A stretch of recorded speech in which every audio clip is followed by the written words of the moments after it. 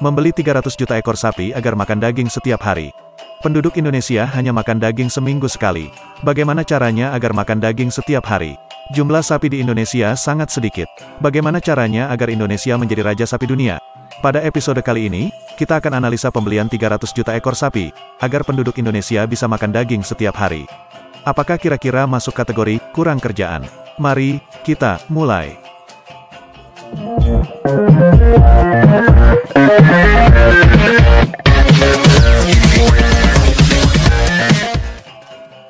Daging sapi adalah salah satu bahan dasar makanan dari banyak makanan tradisional di Indonesia. Rendang, semur daging, sate, sop konro, sop buntut, konro bakar, soto Betawi, dan dendeng adalah beberapa contoh makanan populer Nusantara yang berbahan dasar daging sapi.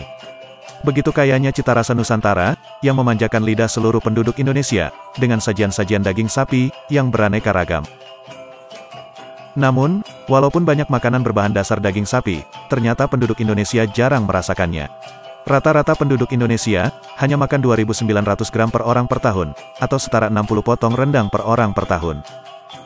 Kira-kira, satu potong rendang, setiap minggunya. Sangat rendah, apabila dibandingkan dengan Malaysia, yang penduduknya makan daging sapi 5.400 gram per orang per tahun. 2 kali lipat lebih banyak dari Indonesia. Terlebih lagi, apabila dibandingkan dengan Australia, yang penduduknya makan daging sapi 26 kg per orang per tahun. 9 kali lipat lebih banyak dari Indonesia. Lebih dari satu potong rendang, setiap harinya, dan 2 potong rendang di hari Sabtu dan Minggu, di akhir pekan.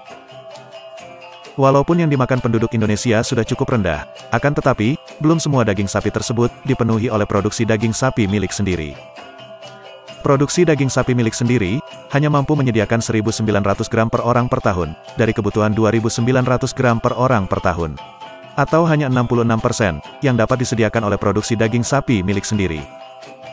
Rendahnya jumlah daging sapi yang dimakan penduduk Indonesia, dan rendahnya produksi daging sapi milik sendiri, tentu saja ada hubungannya dengan sedikitnya jumlah sapi di Indonesia, yang kurang dari 18 juta ekor. Bandingkan dengan India, yang memiliki 305 juta ekor sapi, yang merupakan negara raja sapi dunia. Indonesia memiliki kurang dari 18 juta ekor sapi, hanya ada 1 ekor sapi, untuk setiap 16 orang penduduknya.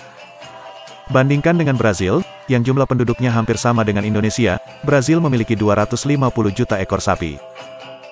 Lebih dari 1 ekor sapi untuk setiap orang penduduknya. Mungkinkah Indonesia mengalahkan India, yang memiliki lebih dari 300 juta ekor sapi, untuk menjadi raja sapi dunia? Atau mungkinkah Indonesia mengimbangi Brazil, yang memiliki 1 ekor sapi untuk setiap orang penduduknya? Atau mungkinkah Indonesia bisa seperti Australia, yang penduduknya makan daging setiap hari? Untuk menjadi raja sapi dunia, Indonesia harus memiliki setidaknya 310 juta ekor sapi, agar bisa mengalahkan India yang memiliki 305 juta ekor sapi. Untuk menambah 300 juta ekor sapi, bukanlah perkara mudah. Satu-satunya negara yang memiliki lebih dari 300 juta ekor sapi, adalah India. Dan tentu saja, India tidak akan menjual 300 juta sapi ke Indonesia, dan kehilangan tahtanya, sebagai raja sapi di dunia. Sebagai alternatifnya, kita bisa membeli dari Brazil, 150 juta ekor, Cina 50 juta ekor, Amerika Serikat 50 juta ekor, dan Argentina 50 juta ekor. Selain India, hanya Brazil, Cina, Amerika Serikat, dan Argentina, yang memiliki sapi lebih dari 50 juta ekor. Namun untuk membeli lebih dari setengah populasi sapi suatu negara, atau membeli lebih dari setengah bahan pangan apapun, juga bukanlah perkara mudah. Negara tersebut akan langsung mengalami krisis daging sapi, yang mengakibatkan melambungnya harga. Rupanya, untuk menjadikan Indonesia sebagai raja sapi dunia, masih masuk ke dalam kategori kurang kerjaan. Tidak akan ada negara di dunia, yang akan menjual sapi dalam jumlah puluhan juta ekor ke negara lainnya. Target bisa kita turunkan, dan tidak perlu menjadi raja sapi dunia. Kita hanya perlu mengimbangi Brazil, yang memiliki 1 ekor sapi untuk setiap penduduknya. Bila Indonesia bisa mengimbangi Brazil, maka Indonesia akan menjadi negara dengan populasi sapi terbesar kedua di dunia. Pembelian sapi-sapi tersebut akan menelan biaya sebesar 7.600 triliun rupiah, atau hampir setengah dari total pendapatan 1 tahun seluruh penduduk Indonesia. Rupanya, agar Indonesia bisa mengimbangi Brazil untuk memiliki 1 ekor sapi untuk setiap penduduk, masih masuk ke dalam kategori kurang kerjaan. Tidak mungkin bagi suatu negara untuk menghabiskan hampir setengah dari 1 tahun pendapatannya untuk membeli sapi. Target bisa kita turunkan lagi, dan tidak perlu memiliki 1 ekor sapi untuk setiap penduduk. Kita hanya perlu cukup makan daging seperti Australia, yang penduduknya makan daging setiap hari, yang berasal dari sapi milik sendiri. Agar kita bisa makan daging sapi setiap hari, yang berasal dari sapi milik sendiri, kita perlu membeli 170 juta ekor sapi.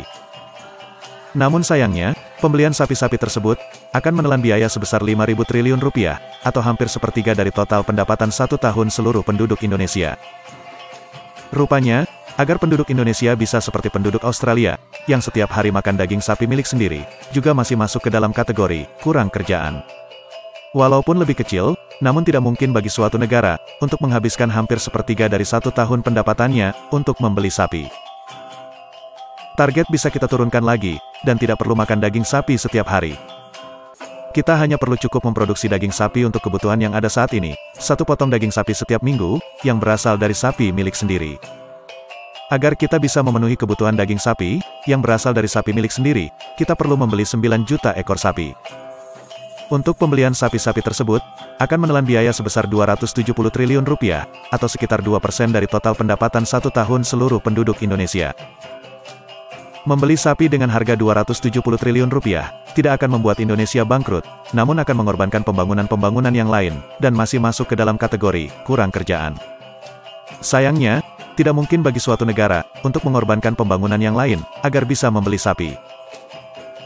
Tapi itu semua adalah pendapat kami. Bagaimana dengan pendapat kamu? Apakah layak membeli 300 juta ekor sapi, agar penduduk Indonesia bisa makan daging sapi setiap hari?